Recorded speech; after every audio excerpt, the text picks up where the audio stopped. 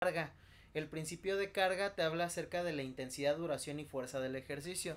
Que aquí, por ejemplo, yo siempre le digo a la gente, no me gusta hacer esto de... Y digo, yo sé que está mal que lo haga, pero me gusta hacerlo. Porque así soy yo, soy mala persona. De ir, por ejemplo, al gimnasio y preguntarle a la persona que está entrenando, oye, ¿por qué levantas la cantidad de peso que levantas? O sea, ¿por qué le pones esos kilos, esos kilos o esos discos al aparato, a la barra y levantas? No, pues es que con eso lo sentí bien. Dices, bueno, es que está equivocado porque tendrías que tener un fundamento.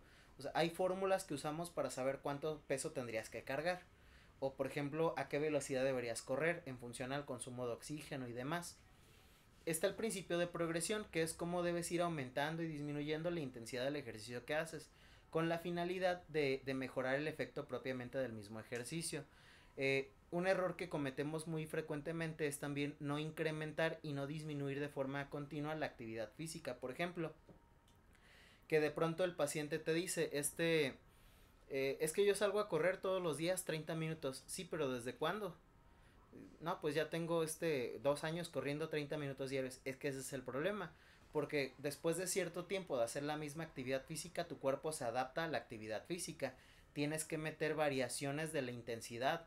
O sea, un día de pronto salte a correr más distancia, de pronto a más velocidad, de pronto por intervalos de ritmos, de pronto mete otro tipo de actividad física que nada tenga que ver con correr, etcétera, etcétera. Pero tienes que variar la carga de trabajo que haces para que eso también te dé la progresión del entrenamiento. Después está el principio de especificidad, que habla acerca de adaptar el entrenamiento a las características de la persona. Recordar que nosotros atendemos a la persona, no a la enfermedad. En el ejercicio pasa lo mismo. Prescribes ejercicio a la persona, no prescribes ejercicio por prescribir ejercicio. Este tiene que estar adaptado y adecuado. Por ejemplo, el principio de recuperación, que es cómo descansas después de realizar una carga de trabajo, el principio de individualidad, ¿no? Las características genéticas de la persona, cómo afectan a la adaptación del entrenamiento, por ejemplo, qué ejercicio es bueno, cuál no es bueno para cierto tipo de personas en ciertos momentos, según lo que buscamos también. Está el principio de reversibilidad, que es cómo ir desentrenando o los efectos que se tienen por dejar de entrenar abruptamente, o el principio de sobreuso, que son los efectos adversos por las cargas excesivas que de pronto le metemos a la actividad física. Entonces, ¿cómo saber que entrenas de forma correcta? Checa, checa si el entrenamiento que haces está regularizado en por qué levantas ciertos kilos, por qué haces cierto número de repeticiones, no nada más que sea genérica la rutina. Porque tristemente, si tú vas, por ejemplo, ahorita a un gimnasio, en la mayoría de los gimnasios, y claro, hay sus excepciones muy buenas, pero en la mayoría de los gimnasios las rutinas son muy genéricas. O sea, tú vas y de pronto la rutina que tú estás haciendo ves que la está haciendo otra persona de otro sexo con otro peso y otra estatura y otra edad. Entonces, pues, ¿cómo es posible que los dos hagamos la misma rutina? No está diseñada de forma correcta, sino que es genérica. Sería el equivalente a que lleguen 10 pacientes y a todos les des la misma dieta. Entonces, la rutina de ejercicio también tiene que variarse en función a esto. ¿Hasta aquí alguna duda? ¿Preguntas? No, profe. Y bueno, tenemos a partir de eso la importancia que tiene el cuantificar precisamente la intensidad de trabajo contra el volumen de trabajo que estás haciendo. Lo que tú tienes que saber entonces es cuánto estás trabajando para saber qué efecto tienes y a qué ritmo y a qué intensidad lo estás haciendo para saber además de eso cuáles son los beneficios o prejuicios de ese mismo entrenamiento. Debes conocer bien tu entrenamiento, saber por qué lo haces, cómo lo haces dentro de lo que estás precisamente haciendo. Se dice que para tener éxito deportivo deberíamos cuidar esta pirámide al hacer actividad física. Primero que nada, deberíamos cuidar el balance energético y el nivel contra el nivel de rendimiento físico. Esto de cuidar el balance energético contra el nivel de rendimiento es, yo debería saber cuántas calorías estoy gastando al hacer ejercicio, cuántas calorías gasto al hacer ejercicio, para así mismo poder regularizar mi plan de alimentación y que tenga efectos positivos ante la búsqueda de resultados que nosotros le fijamos a esto de la práctica de actividad física. La adaptación de los macronutrientes también es importante y de los micronutrientes. El timing deportivo que me habla acerca de en qué momento dar ciertos nutrientes, en qué momento suplementar, en qué momento poner ciertos módulos de glucosa o de proteínas y demás. Un ejemplo claro de esto es entrenar en ayunas, ¿no? ¿Funciona o no funciona? Bueno, depende del paciente, depende de la planificación y de la adaptación metabólica del mismo. El uso de suplementos, los suplementos serán o no serán buenos, también va a depender precisamente del paciente que los consuma en el momento y tiempo y la necesidad real de suplementación o no, porque no siempre hay que suplementar por suplementar, tiene que haber un sentido de por qué suplementamos y en qué momento lo hacemos. Y si todo eso es cuidado con el nivel de entrenamiento de la persona, sabes que tendrás éxito deportivo, pero si no es cuidado una con otra, pues los resultados no solamente no podrían ser buenos, sino que además corres el riesgo de que sean adversos. El principal problema que le vemos a esto de la práctica de actividad física, como ustedes observan, es centralmente que en muchas de las situaciones el ejercicio no está planificado ni diseñado de forma individualizada o de forma específica, sino que literalmente son rutinas genéricas que están hechas al ahí se va. Y ese es el mayor de los problemas. ¿Hasta aquí alguna duda? Profe, yo quería comentar, Adelante. es una persona adulta que se alimenta, pues, ahora sí que nutritivamente bien, sano y todo, hace ejercicio, ¿a esas personas no se les tiene que dar suplementos? Ya llevando un ritmo de ejercicio de hace años. Es que el problema viene por la cuestión de generalizar la suplementación, porque los suplementos son y no son necesarios, todo depende de la dieta. El suplemento, nosotros decimos que como el nombre lo dice, te ayudan para suplir aquello que la dieta no puede aportar. Por ejemplo, hay suplementos que ayudan o favorecen la recuperación física. Tal es el caso de suplementos como la creatina, la beta-alanina, este, la cafeína, por ejemplo, los nitratos y demás, que tienen efectos importantes en la recuperación física, ¿no? De una persona con alto desgaste. Sin embargo, si tú en la dieta ya estás aportando las dosis suficientes y necesarias de esos nutrientes, pues suplementar es como redundante. Lejos de ser redundante, incluso es excesivo y puedes llevar a la persona a situaciones adversas por sobreconsumo de algo. Este, Ahora, si en la dieta es imposible que logres o no estás cubriendo el aporte de cierto nutriente que necesitas, la suplementación se vuelve importante. Por ejemplo, se me ocurre el caso de una persona vegetariana, que de pronto esta persona vegetariana, los pacientes nefrópatas requieren suplementación con taurina. La taurina disminuye la sobrecarga renal y no se producen los riñones cuando estos están lesionados. La taurina, por ejemplo, que le encontramos en bebidas como el Red Bull, los nitratos, los precursores de óxido nítrico, una gran cantidad de suplementos proteicos. En un paciente nefrópata sí tiene uso. De hecho, suplementos como el Nepro, el Fresuport, tienen taurina. Y tú te preguntarás, oye, pero ¿por qué la taurina viene en un suplemento nefrópata como el Nepro, por ejemplo? Si también viene en el Red Bull y por eso decimos que es malo. Bueno, es malo o es bueno dependiendo del paciente, dependiendo de la situación del paciente. Pero si tu paciente encuentras la forma de suplementarle taurina sin ponerle un suplemento, pues entonces ya darle un suplemento sería redundante y contraproducente. O si de pronto tienes un adulto mayor con alto desgaste por actividad física, pero que la dieta es muy buena, que la dieta es perfecta y cubre todo, suplementar cualquier cosa desde vitaminas hasta suplementos poliméricos o modulares, pues no tiene en realidad un sentido lógico. Entonces depende precisamente del paciente al que le estés dirigiendo el plan Ok, de gracias. atención. A ver, Sí, no hay de qué. Yo diría, en términos relativos, que hay que conocer, ¿no? El total del paciente, todo lo que el paciente involucra, para saber la necesidad de suplementar en momentos específicos o mejor no hacerlo. Ahora, vamos a ver una metodología muy básica, muy básica, por ahí con algunos de ustedes, incluso creo que ya la habré visto en algunos otros módulos. Esta es una metodología realmente muy básica, no es la más exacta, pero sí es muy importante para medir la intensidad del ejercicio que estás haciendo. A esto le llamamos la metodología de las zonas de entrenamiento.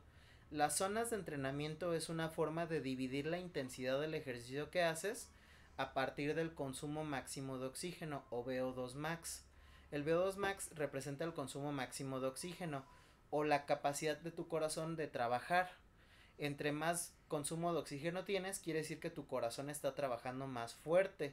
Entre menor es el consumo de oxígeno, el corazón está trabajando menos. Y entonces a partir de eso podemos monitorizar cuál es el nivel de estrés inducido por el deporte y cuáles son los efectos que este tiene en tu cuerpo. Ahora, decíamos que nosotros medimos esto según el VO2 max. A ver, vamos a explicar un poquito esa parte de otra forma. Cuando tú haces ejercicio, luego se te sube la frecuencia cardíaca y empiezas a respirar más rápido. Y entre más intensidad de ejercicio, más se sube esa frecuencia cardíaca y más aumenta esa frecuencia respiratoria. Bueno, esa es una traducción del VO2 max y cómo este va aumentando. Entonces, el VO2 max en esta metodología lo vamos a medir por la frecuencia cardíaca. Ahorita regresamos a esta tabla, primero vamos a ver cómo se calcula el VO2 max. Para calcular el VO2 max usamos esta fórmula. Para hombres es 220 menos la edad. Para mujeres 226 menos la edad. Por ejemplo, hombres, ¿quién está? Brandon. Brandon, ¿estás? Sí, profe, dígame. ¿Cuántos años tienes?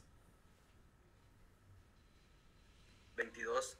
22. Entonces para Brandon sería 220 menos 22.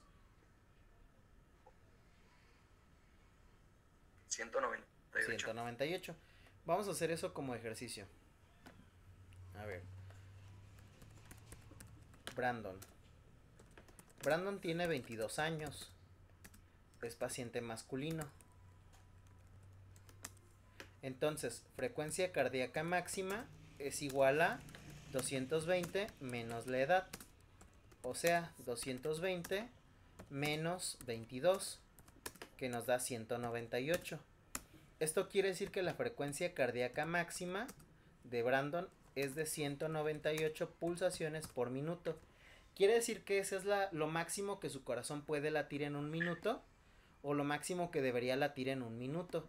Esto es el 100% de su consumo máximo de oxígeno o frecuencia cardíaca máxima. ¿Hasta ahí todos bien? Sí, profe.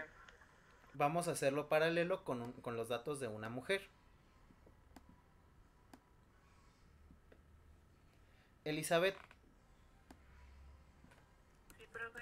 ¿Cuántos años tienes? Tengo 22. 22 años, muy bien. Ahora, para mujeres es 226 menos la edad. 226 menos la edad. Ella es paciente femenina. Entonces sería frecuencia cardíaca máxima igual a 226 menos la edad, que esto significa 226 menos 22. ¿Cuánto te da? 204. Uh-huh. Quiere decir que la frecuencia cardíaca máxima de Elizabeth es de 204 pulsaciones por minuto.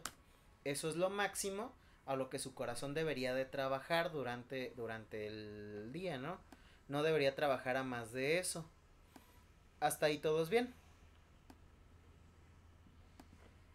Pues con esto sabemos, ¿qué es lo que sabemos con esto? Bueno, con esto sabemos cuál es la frecuencia cardíaca máxima. Ahora, si ustedes observan, en la tablita anterior, nos divide la frecuencia cardíaca en 5 zonas y lo maneja por porcentajes.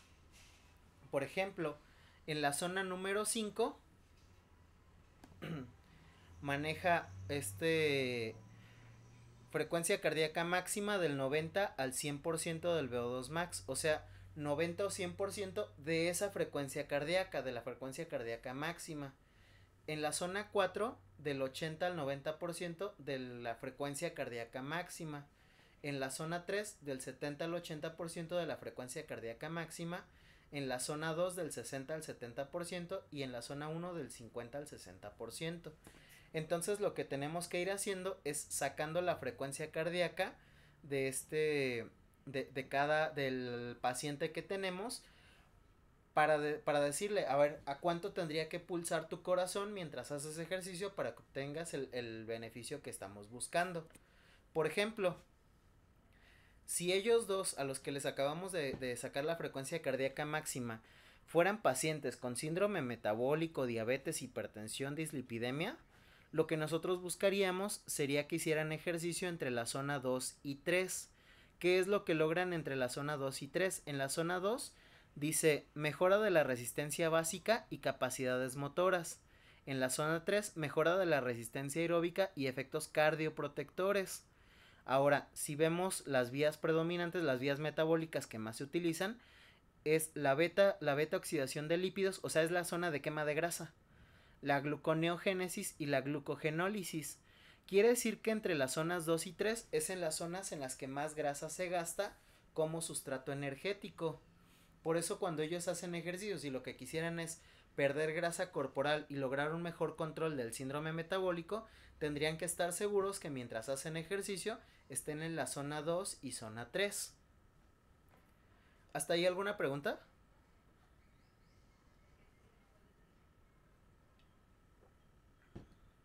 No, profe. Ok. ¿Y cómo van a saber ellos? No, profe. ¿Y cómo van a saber ellos que cuando hacen ejercicio están entre la zona 2 y 3? Bueno, sacando precisamente esas frecuencias cardíacas. Por ejemplo, la zona 3, perdón, la zona 2 maneja frecuencias cardíacas del 60 al 70%. Entonces, hay que sacar el 60% de su frecuencia cardíaca máxima y el 70% igual. Para saber esto multiplicamos, en el caso de Brandon, 198 por 0.6. ¿Cuánto les da? 118.8. Pulsaciones por minuto. ¿Y cuánto me da 198 por 0.7?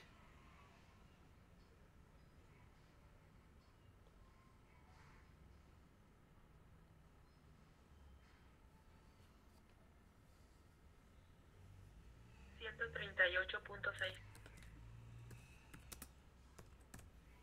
Entonces, en la zona 2, para que Brandon logre los objetivos de la zona 2, tendría que tener, mientras entrena durante todo el periodo de entrenamiento, entre 118 y 138 pulsaciones por minuto.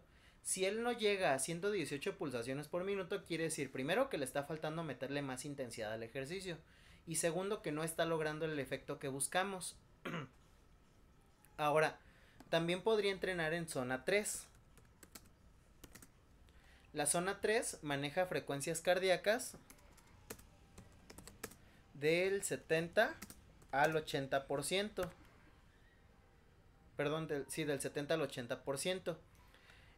Ya habíamos visto que el 70% eran 138.6 pulsaciones por minuto.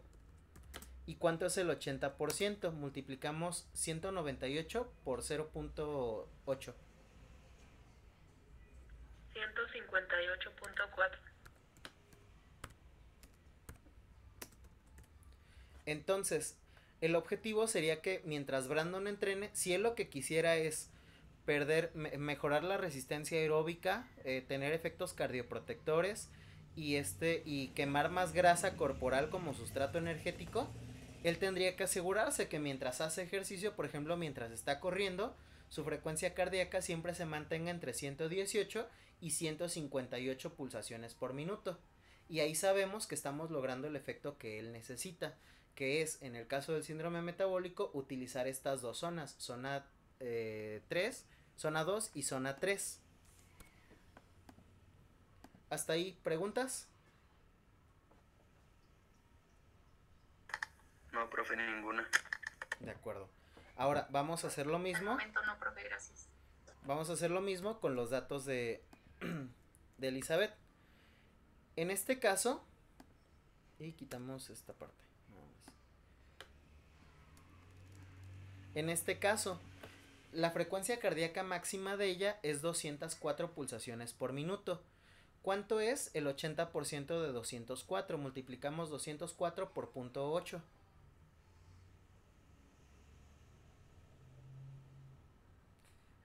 163.2.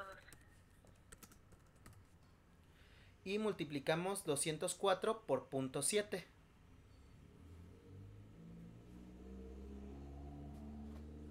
142.8. Entonces, para que ella tenga los efectos de la zona 3, tendría que entrenar entre 142.8 y 163.2 pulsaciones por minuto. Y para la zona 2, que es del 60 al 70%, multiplicamos 204 por 0.6.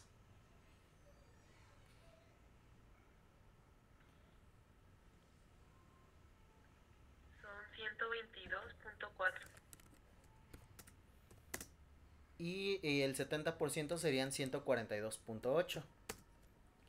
Entonces, si Eli lo que quisiera es quemar más grasa corporal como sustrato energético u oxidar grasa como sustrato energético, tener efectos cardioprotectores y todo esto que buscamos en el paciente con síndrome metabólico, ella tendría que procurar que mientras hace ejercicio esté a 122, entre 122.4 y 163.2 pulsaciones por minuto.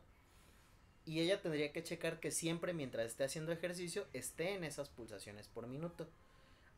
Ahora, para saber que estamos dentro de esas pulsaciones por minuto, lo que tendrías que hacer es, mientras entrenas, estarte monitorizando frecuentemente la presión, la frecuencia cardíaca.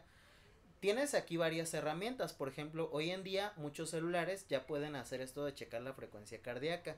Tenemos la opción de siempre tener un pulsómetro de mano, un reloj que mide la frecuencia cardíaca, y si no, también hacerlo manualmente, ¿no? Checar la frecuencia cardíaca durante 15 segundos, multiplicar por 4 y eso te dará la cifra de frecuencia cardíaca que traes. Pero sí es importante que la estés monitorizando durante la sesión de actividad física. ¿Qué pasa si la frecuencia cardíaca está más abajo de la zona que marcamos? Tienes que subir un poco la intensidad. ¿Qué pasa si está muy alta? Tienes que bajar la intensidad. Ahora, no es lo mismo la frecuencia cardíaca que la intensidad a la que haces el ejercicio. Por ejemplo, si tú eres físicamente activo, podría ser que tengas que correr para alcanzar esa frecuencia cardíaca. Pero si tú eres un paciente muy sedentario, a veces solo caminando ya alcanzaste esa frecuencia cardíaca. Si ustedes recuerdan a los dos pacientes que hemos estado trabajando durante casi todo el curso, el paciente masculino de 55 y la paciente femenina de 72, pues bueno, el paciente masculino de 55 años tenía buena condición física, así que él probablemente va a tener que correr y correr a una velocidad importante para mantener esa frecuencia cardíaca. Si él trota muy suave, probablemente la frecuencia cardíaca esté por debajo de esto. Pero la paciente femenina que tiene dificultades hasta para la marcha, casi ella caminando va a alcanzar esa frecuencia cardíaca y sin necesidad de tratar de correr va a estar en esa frecuencia cardíaca. Entonces es importante que tú salgas con tu paciente un día y te pongas a caminar con él y le vayas checando la frecuencia cardíaca y le expliques, a ver, mire, usted solamente caminando ya tiene esta frecuencia cardíaca, entonces usted me va a caminar a este ritmo, a esta velocidad durante los 30 minutos que buscamos para alcanzar este beneficio. ¿Sabe qué? Usted caminando no alcanza esta frecuencia cardíaca, pero no puede correr por problemas de marcha, postura o demás. Así que hay que ver qué hacemos. Por ejemplo, vamos a agregar algo de peso adicional. Por ejemplo, camine con unas mancuernitas en la mano para que esto aumente la resistencia y entonces le suba la frecuencia cardíaca. O vamos a caminar, pero vamos a caminar un poco más rápido, por ejemplo, para aumentar esto.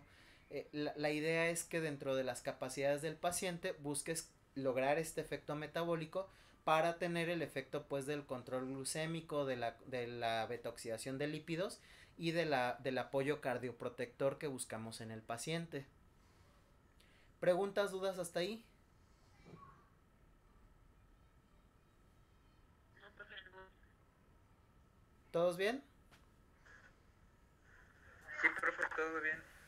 De acuerdo. Vamos a hacer un ejercicio más de esto.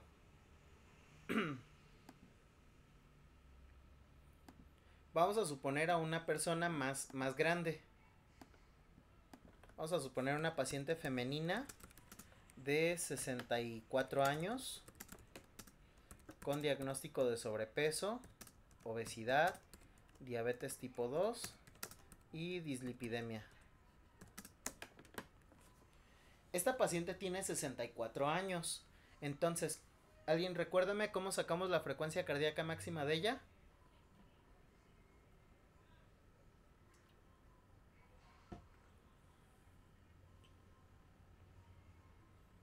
¿Hombre o mujer? Es mujer, femenina. 226. 226 sería frecuencia cardíaca máxima. Es igual a 226 menos la edad. Entonces para ella sería 226 menos 64. ¿Cuánto nos da?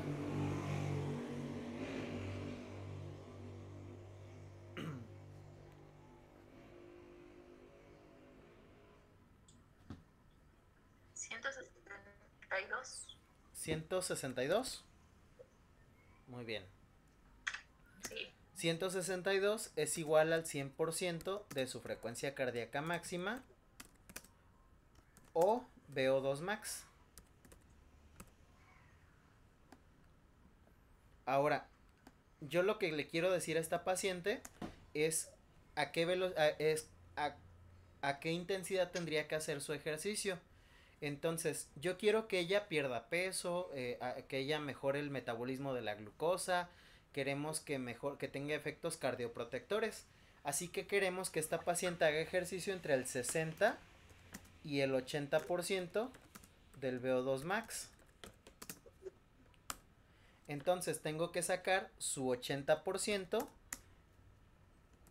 y tengo que sacar su 70% de su VO2 max. Entonces, ¿cuánto es el 80% de 162? 129.6. ¿Y cuánto es el 70% de 162?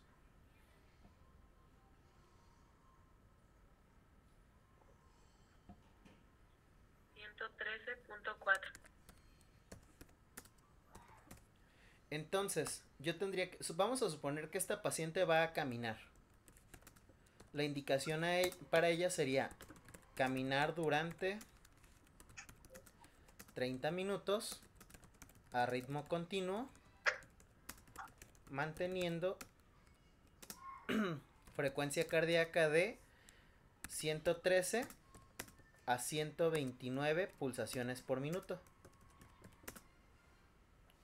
Entonces, yo salgo con la paciente a caminar y le voy checando la frecuencia hasta encontrar un ritmo en el cual ella tenga una frecuencia cardíaca entre estas dos cifras y decirle a la paciente, a ver, vamos a caminar ese ritmo durante 10 minutos para que se acostumbre y de ahí usted va a caminarme siempre 30 minutos diarios a este ritmo, checando que la frecuencia cardíaca no se le pase de 129 y no baje de 113. Si la frecuencia cardíaca le sube de 129, me le va a bajar al ritmo, va a hacerlo un poco más lento. Si la frecuencia cardíaca le baja de 113, es momento de empezar a subir un poquito más el ritmo de caminata. ¿Preguntas hasta ahí? ¿Dudas?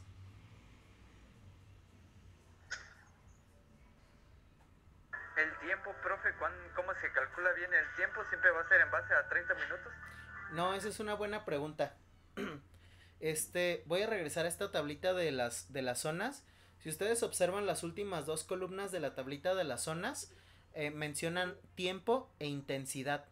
Ahora, si ustedes observan, en la zona 1 maneja mucho tiempo, pero poca intensidad.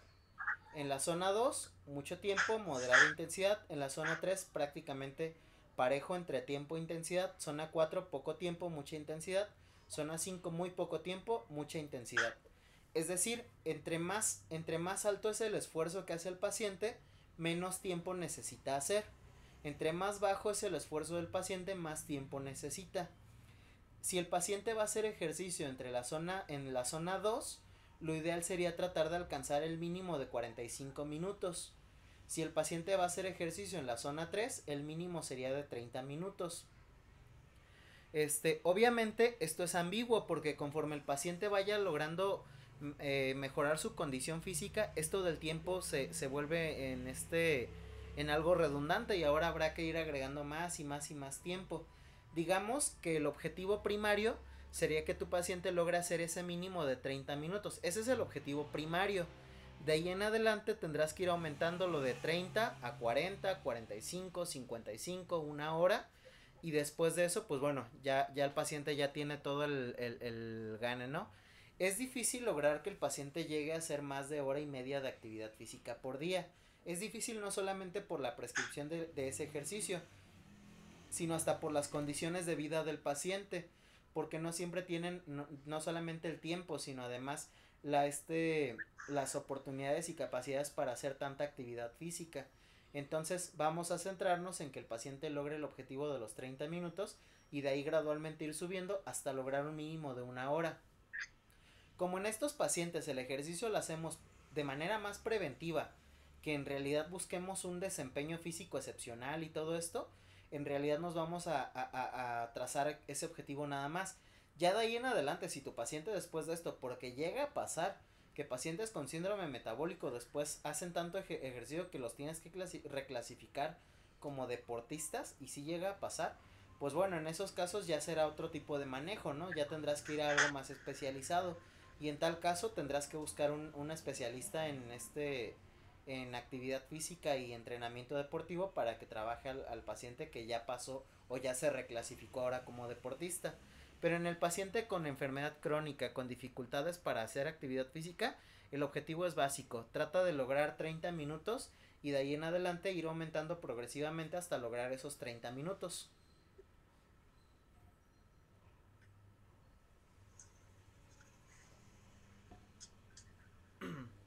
¿Sí? ¿Dudas? ¿Preguntas?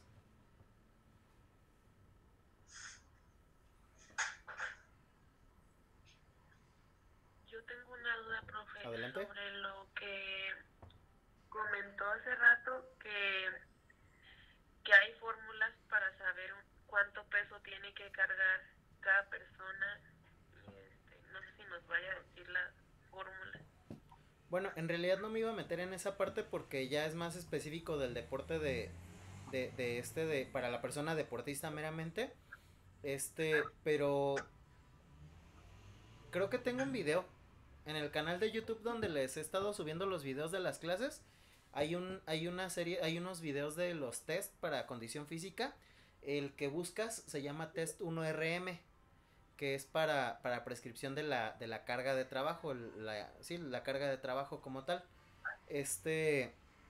Si no subí un video de eso hace tiempo porque no me acuerdo, igual lo puedes buscar así como test 1RM, que es uno de los muchos test que existen para esta parte de la prescripción del volumen o carga de peso que deberías trabajar.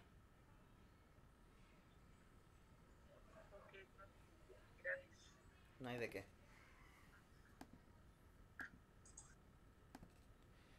Y bueno, si ustedes observan, nosotros dividimos muchísimo el entrenamiento según la tasa metabólica en ejercicios aeróbicos y en ejercicios anaeróbicos, donde los ejercicios aeróbicos son aquellos que se realizan entre el 60 y el 80% del consumo de oxígeno, y los anaeróbicos los que se realizan arriba del 80% y hasta el 100% de la frecuencia cardíaca máxima.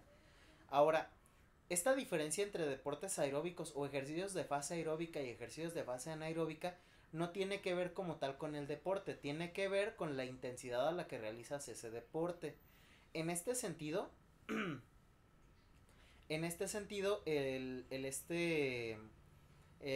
tipo de ejercicio por clasificación metabólica lo que te dice, como hemos visto, es qué sustratos energéticos utilizas predominantemente. Diríamos que el ejercicio de fase aeróbica tiene efectos cardioprotectores y protectores a nivel metabólico. Es básicamente el ejercicio que haces para una vida sana. Y el ejercicio anaeróbico también tiene sus efectos, porque el ejercicio anaeróbico, una de las particularidades más importantes que presenta es el aumento de la masa muscular. que esta es una parte que de pronto se deja de lado con los pacientes con síndrome metabólico. De pronto el paciente con síndrome metabólico es nada más hace ejercicio para estar sano, pero no nos interesa mucho la masa muscular, y debería no ser así. Debería interesarnos la masa muscular, que ganen y generen masa muscular. Alguien que me diga por qué es tan importante que un paciente con diabetes aumente su masa muscular. Aumento de la reserva de glucógeno. Ese es un factor, pero no es el que buscamos. ¿Otro? Por la resistencia a la insulina. Exactamente. Que el exceso de grasa favorece eso.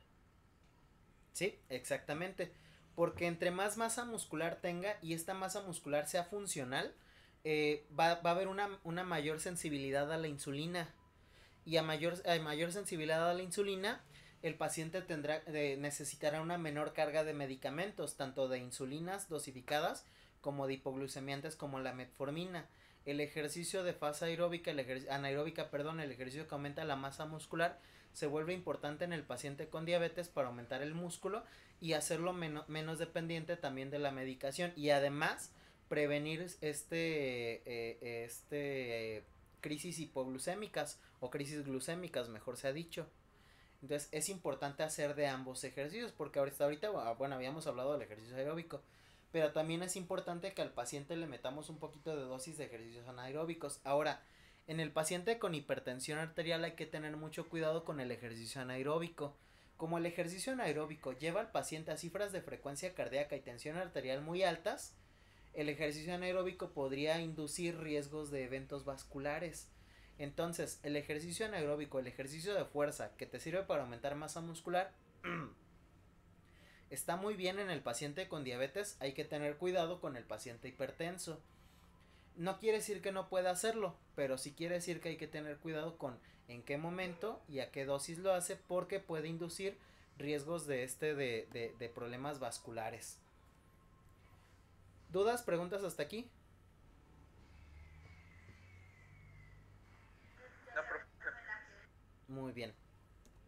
Ahora, una sesión de entrenamiento diaria normalmente consta, y digo, evidentemente para programar una sesión de ejercicio también existen muchas metodologías. Vamos a ver una estructura muy básica, no es la mejor estructura que hay en el mundo, pero es una muy básica que nos va a permitir entender de forma objetiva cómo se estructura una sesión de actividad física diaria.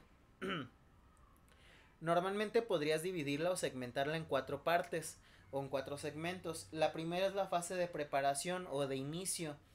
Esta es la fase que nosotros normalmente llamamos el famosísimo calentamiento, que no es otra cosa más que crear adaptación fisiológica, adaptación orgánica a la actividad física. O sea, es cuando llegas y empiezas a hacer ejercicios de movilidad, flexibilidad y demás, que te permitan que tu cuerpo se vaya adaptando a cierto ritmo de frecuencia cardíaca, que aumente la termogénesis, que haya elongación de los músculos para evitar sobrecontracturas y desgarres o lesiones. Normalmente esta fase de inicio no dura tanto tiempo, normalmente se lleva un 15% de la sesión de ejercicio, y el objetivo es adaptar, como decíamos, al organismo para el inicio del entrenamiento, mejorar el flujo sanguíneo y adaptar al esfuerzo vascular. Las recomendaciones para hacerlo es iniciar con cargas mínimas, es decir, la fase de calentamiento es muy ligera, muy suave. Incluir ejercicios de movilidad y ejercicios de elongación. Básicamente todo lo que es estiramiento y de movilidad, por ejemplo, mover hombros, cadera, demás. Decíamos que se lleva un 15% más o menos de una sesión, o sea, si tú vas a entrenar 1 hora, 50% son 30 minutos, 25% son 15 minutos, quiere decir que tendrías que hacer un mínimo de 10 minutos de calentamiento previo, mínimo de 10 minutos, mínimo. Después tienes el trabajo principal, donde normalmente buscas estimular alguna capacidad física básica, por ejemplo, fuerza, velocidad, resistencia, flexibilidad, etc. En esta sección del entrenamiento se trabaja con cargas medias y altas, y se usa el principio de evaluación, o sea, qué es lo que voy a entrenar y debo estar midiendo constantemente para saber que estoy logrando el efecto. Por ejemplo, yo lo que quiero es, como decíamos, perder peso, mejorar mi resistencia aeróbica y tener salud vascular. Y lo que voy a hacer es salir a trotar. Bueno, esta parte del trabajo principal es esa parte del trote. O sea, hasta aquí diríamos, tienes que salir y hacer unos 10 minutos de calentamiento, estiramiento y demás. Y entonces sí, empezarás a trotar. Normalmente este segmento principal se lleva desde un 40 hasta un 75%, hasta un 65% del tiempo total de ejercicio, de entrenamiento. Quiere decir entonces que esto se llevaría desde 25 hasta 45 minutos en una sesión de 1 hora. Es trabajo continuo. Así que, y dice que tenemos que usar principios de evaluación. Por ejemplo, yo salgo a trotar y mi principio de evaluación es estarme checando la frecuencia cardíaca. Yo voy a levantar pesas y mi principio de evaluación es checar que la cantidad de peso que esté levantando es acorde al que debería levantar.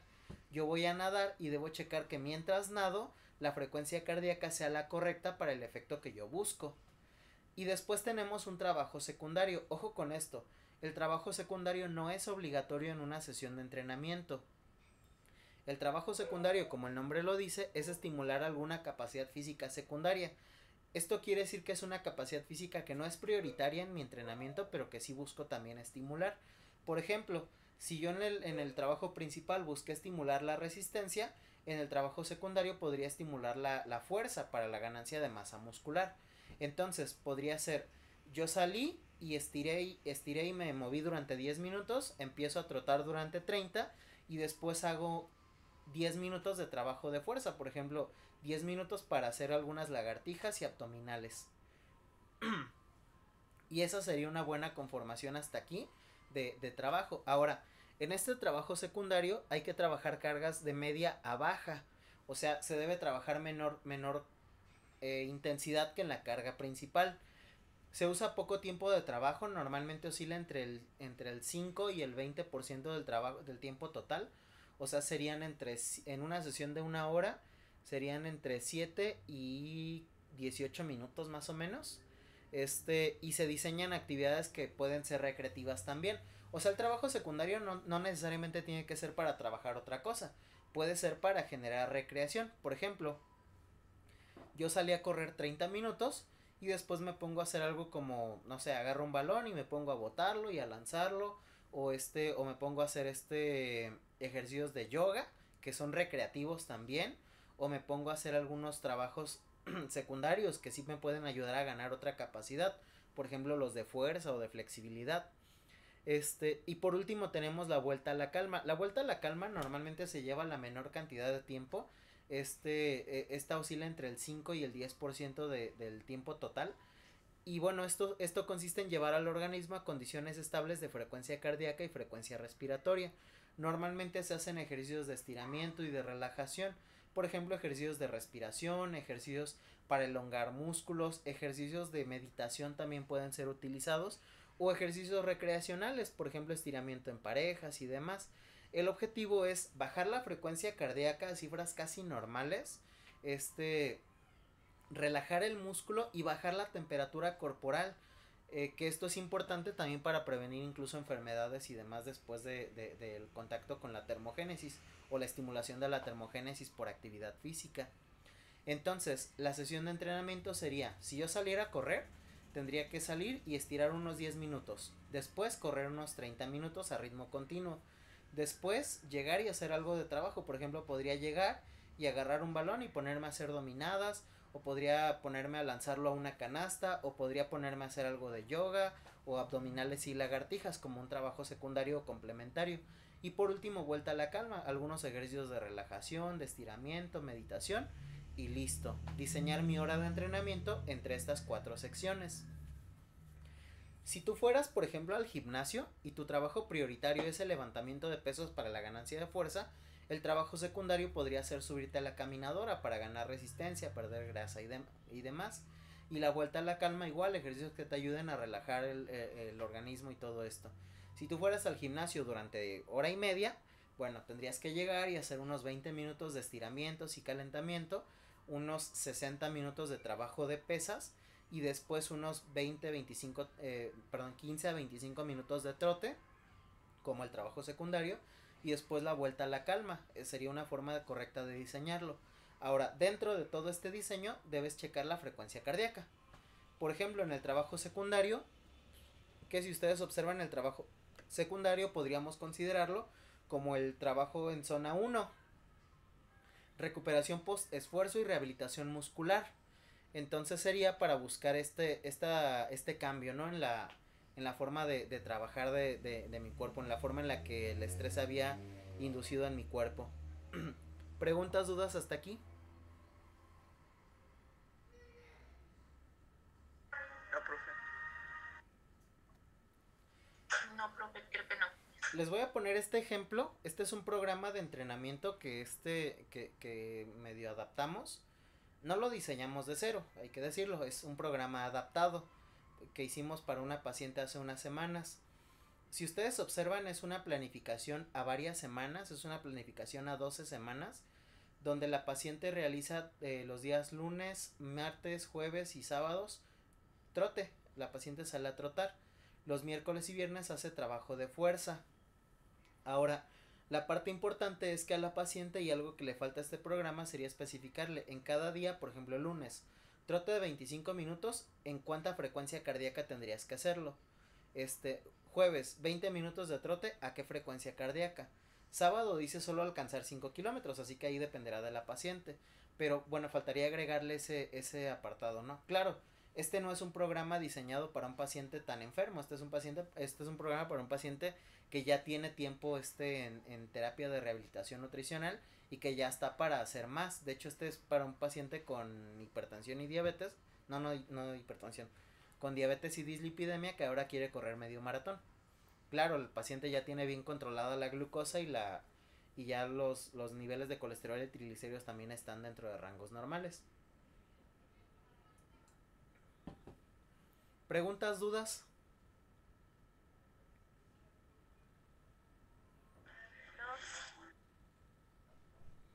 Ok. Aquí, estructura de una sesión. Entonces, dice aquí, paciente femenina de 58 años con diagnóstico de síndrome metabólico por diabetes, hipertensión, obesidad y dislipidemia. Presenta disminución de la movilidad con condición física disminuida. Se le ha recomendado salir a caminar y hacer trabajo con mancuernas. Esto para la ganancia de poquita masa muscular. Entonces, vamos a hacer un esbozo de qué le tendríamos que recomendar o cómo le tendríamos que recomendar a esta paciente que haga sus ejercicios. Empezamos por saber sus frecuencias cardíacas máximas y demás. Así que empezamos calculando todo esto de la frecuencia cardíaca máxima y todo eso. Es una paciente femenina. ¿Cómo calcularíamos su frecuencia cardíaca?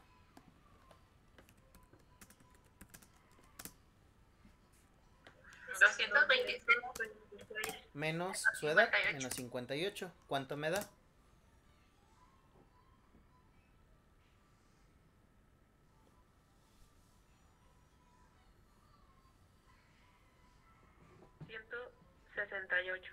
Muy bien.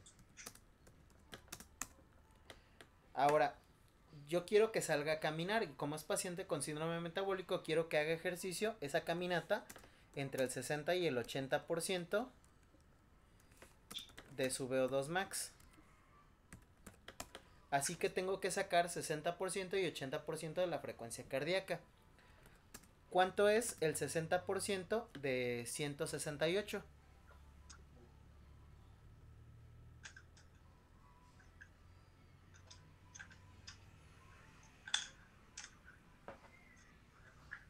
¿100.8? 100.8. ¿Y cuánto es el 80%?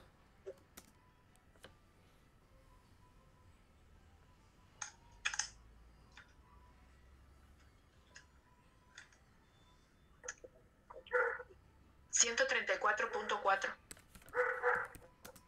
Muy bien. Entonces, de antemano, ella tiene que hacer esa caminata entre 100 y 134 pulsaciones por minuto.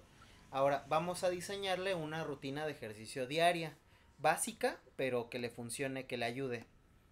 Entonces, empezamos por los 4 tiempos de la actividad física del día. Es inicio o preparación, ejercicios para hacer, va a ser estiramientos. Primero vamos a hacer ejercicios de movilidad. y estiramiento. La frecuencia cardíaca en este sentido no es importante medirla. Y el tiempo mínimo, si el tiempo total de ejercicio fuera 1 hora, decíamos que son 10 minutos. Tiempo mínimo. Después, trabajo principal. Es caminata.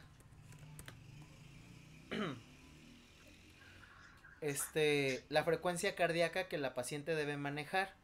Ella debe checar que mientras camina su frecuencia cardíaca está entre 100 y 134 pulsaciones por minuto. ¿Cuánto tiempo? Bueno, ideal de 30 minutos. Ese es el objetivo, que ella trate de lograr 30 minutos. Y el secundario, dice, en el ejercicio de arriba decía que queríamos que hiciera algo de trabajo con mancuernas.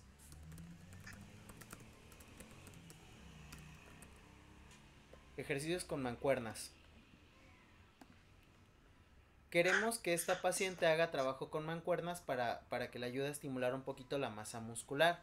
Ahora, lo queremos como ejercicio complementario, así que queremos que la frecuencia cardíaca no sea muy superada de lo anterior, así que vamos a trabajarla igual, entre 100 y las 134 pulsaciones por minuto. No estamos buscando que la paciente aumente muchísimo su masa muscular, solo queremos estimular la masa muscular.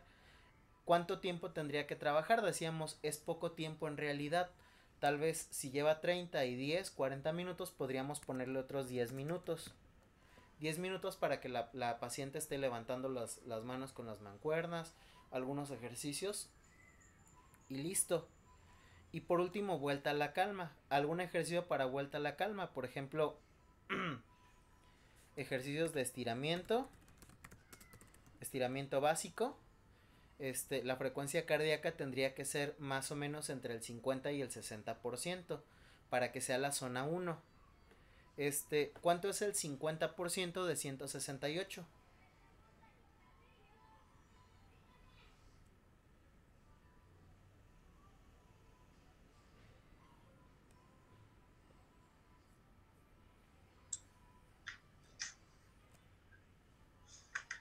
¿168 por punto 5 cuánto les da?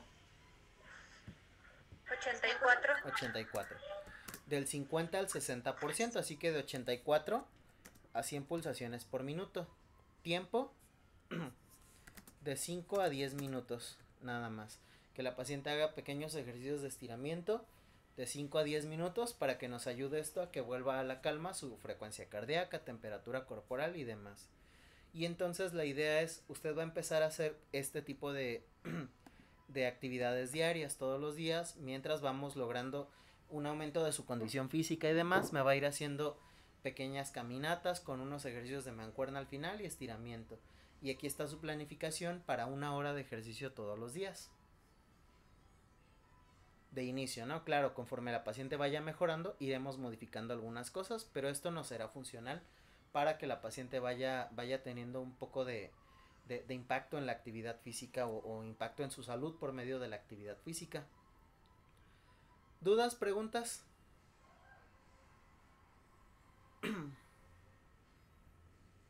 Al último, profe, ¿por qué se puso con el 0.5%? Recuerda que los ejercicios de vuelta a la calma, voy a regresar aquí está. Los de vuelta a la calma se hacen entre el 50 y el 60% del VO2 max. Es en zona 1 de recuperación post esfuerzo y rehabilitación muscular. Entonces por eso trabajas al 0.5 y 0.6%, al 0.5 y 0.6 para que verdaderamente vuelva a la calma, porque lo que buscas es eso. La paciente viene de 70-80% de frecuencia cardíaca, hay que llevarla a 50-60 y ya después gradualmente bajar a la paciente a frecuencias cardíacas estables de 60-80 pulsaciones por minuto. Ah, está bien. Gracias, profe. No hay de qué. ¿Alguna otra duda, pregunta?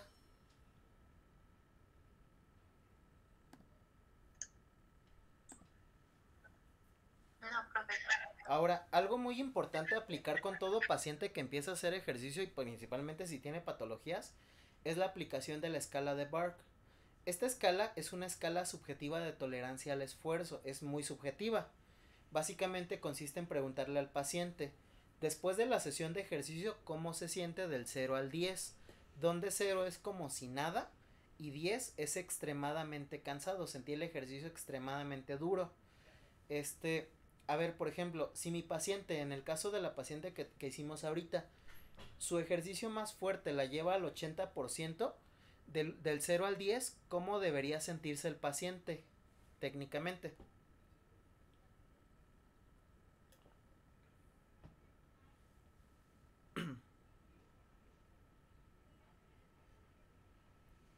Si mi paciente va a hacer ejercicio entre el 60 y el 80%, más o menos, ¿qué debería responderme? Del 0 al 10, ¿cómo debería estar? A lo mejor un 4, ¿no, profe? Un poco más fuerte, porque al final sí está cerca del 80%. Debería responderme algo como entre el 6, 7 y 8, más o menos. O sea, sí debería sentir el trabajo pesadito, pero no debería sentir que desfallece por el ejercicio. Tampoco debería sentir que no entrenó. Debería sentir un trabajo entre el 6 y el 8%, porque el trabajo está más o menos a esa zona. Claro, si yo le hubiera puesto trabajo para el 90-100% de su frecuencia cardíaca máxima, sí debería decirme entre 9 y 10. Pero en este caso debería estar entre el 6, 7, 8 más o menos. ¿Qué pasa con esto? Yo te pongo a entrenar y yo estoy diseñando una rutina que te lleve al 70% de tu frecuencia cardíaca máxima. Y al final tú me dices cuando te pregunto, ¿cómo te sientes del 0 al 10? No, me siento como al 10. Bueno, hay que revisar qué pasó, porque no es normal que te sientas tan mal si el ejercicio no te llevó a esas zonas de entrenamiento. Tendrías que sentirte sí cansado, pero no extremadamente fatigado.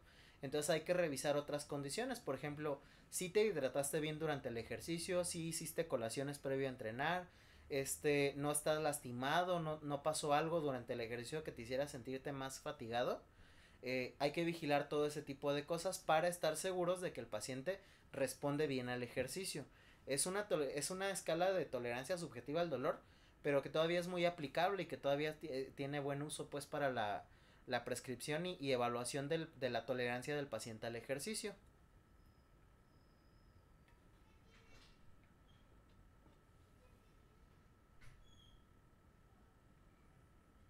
¿Dudas, preguntas hasta aquí?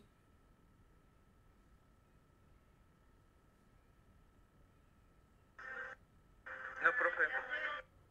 Muy bien. Y bueno, pues con eso terminaríamos el tema y el curso también. Les falta a ustedes una actividad que es su última actividad del curso y ya con esa terminarían todas las actividades pendientes del curso y acreditarían el mismo. ¿En qué consiste esta actividad? Déjenme mostrarles. Si ustedes recuerdan, no sé si se habían dado cuenta de esa parte, pero dentro del material que se les mandó, en los casos que les mandé, de hecho eran 3 pacientes, pero solo estuvimos trabajando 2 durante el curso. Hay un tercer paciente que es el que les estoy poniendo ahorita en la pantalla. Es paciente masculino de 58 años, divorciado, chofer, católico, con diabetes, obesidad tipo 3 e hipertensión arterial. Bueno, su actividad para esta semana, con la que ya finalizarían el curso y bueno, aprobarían o desaprobarían el curso, consiste en hacer básicamente todo lo que fuimos haciendo en estas 4 semanas, todo, desde la evaluación, el plan de atención, el plan de alimentación para el paciente y prescripción de ejercicio y alimentos funcionales. Esas son las 4 cosas que tienen que hacer. Evaluación del paciente con diagnóstico claro, plan de alimentación para un día, que el plan de alimentación incluya alimentos funcionales y recomendaciones de actividad física, una rutinita básica de actividad física como la que acabamos de hacer. Ahora, ese caso, en esta ocasión, no lo van a mandar no lo van a mandar por escrito. Esta vez ustedes lo van a hacer a manera de una exposición y se van a grabar. Y ese video de esa exposición me lo van a mandar. Traten de hacer un video corto, no más de 15 minutos. Básicamente nada más tendrá que explicar qué fue lo que hicieron con el paciente. De hecho, 10 minutos tal vez sería más que suficiente para mostrar. En sí, no tienen que explicar todo el caso, nada más tienen que explicar en sí cuál es su diagnóstico, cuál es su plan de atención y las recomendaciones de actividad física que le hicieron. Y con eso es más que suficiente. Tendrán que mandarme entonces el plan de alimentación de un día con el plan de ejercicio y un video de ustedes explicando el tratamiento del paciente. Nada más. ¿Dudas, preguntas de eso? ¿El video nomás va a ser de nosotros grabándonos y explicando todo el proceso? Sí, nada más. Sí, por ejemplo, digo, y no necesariamente tienes que verte tú en la pantalla, ¿verdad? Por ejemplo, nada más que aparezca tu caso en la pantalla y bueno, este es un paciente masculino de 58 años diagnosticado con diabetes, obesidad, hipertensión, al cual le calculé un aporte calórico de tantas calorías, con esta distribución de carbohidratos, proteínas y grasas. Decidí darle tanta proteína por esto, decidí darle tantos carbohidratos por esto y tanta grasa por esto. Ahora hice el plan de alimentación en 5 tiempos y le puse estos alimentos, por ejemplo, le puse soya, le prescribí Q10, le prescribí licopeno, resveratrol, etcétera, etcétera. Y este es el plan de entrenamiento que se le ha recomendado. Se le ha recomendado hacer ejercicio 5 veces por semana, 1 hora por día, y se recomienda estructurar la sesión de ejercicio así. Y listo. ¿Hasta qué tiempo tenemos para mandarle todo, profe? Tendrían toda la semana. Les daría hasta el domingo de la siguiente semana. O sea, tienen 9 días si contamos de domingo a domingo. 8 días si contamos de domingo a domingo.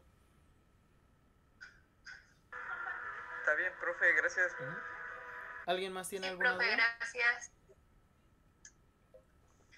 Vamos al caso también a determinar si tienes síndrome metabólico y todo. Bueno, el paciente tiene síndrome metabólico, ese es un hecho con este paciente, porque ya está diagnosticado con diabetes, obesidad, hipertensión, entonces ya tiene los 3 criterios de base.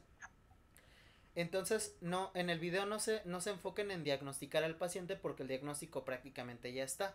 Más que nada quiero que se enfoquen al tratamiento. Ah, ok. Ajá. Gracias, profe. No hay de qué. ¿Alguien más tiene alguna duda? No, profe. De acuerdo. Pues entonces con eso estaríamos terminando ya lo que es el curso de manera, digamos, la parte escolarizada del curso.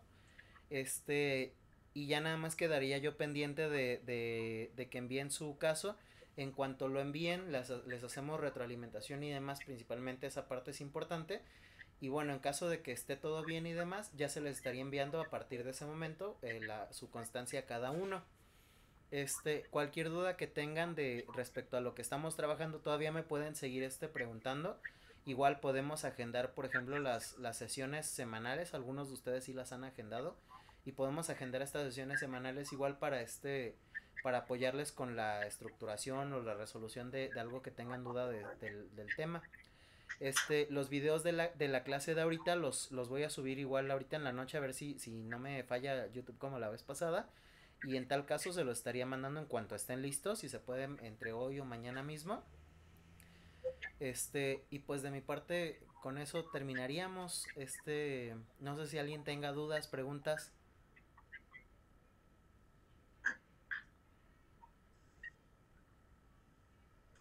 Por el momento no, profe. Muy bien.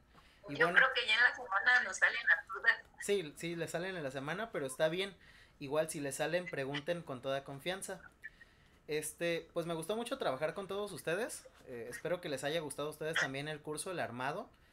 Sé que las condiciones de tomar este tipo de cursos en línea no son tan favorables en algunas ocasiones, pero espero que les haya sido de utilidad y que principalmente les queden herramientas a ustedes para su práctica profesional que puedan ser implementadas en la práctica y que ayuden al mejoramiento de la calidad de su atención con pacientes y también, ¿por qué no, en la educación hacia estudiantes propios de ustedes y demás.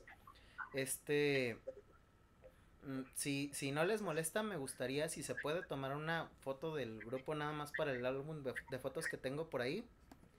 Entonces, si están de acuerdo, me gustaría que activen su cámara para tomar una foto.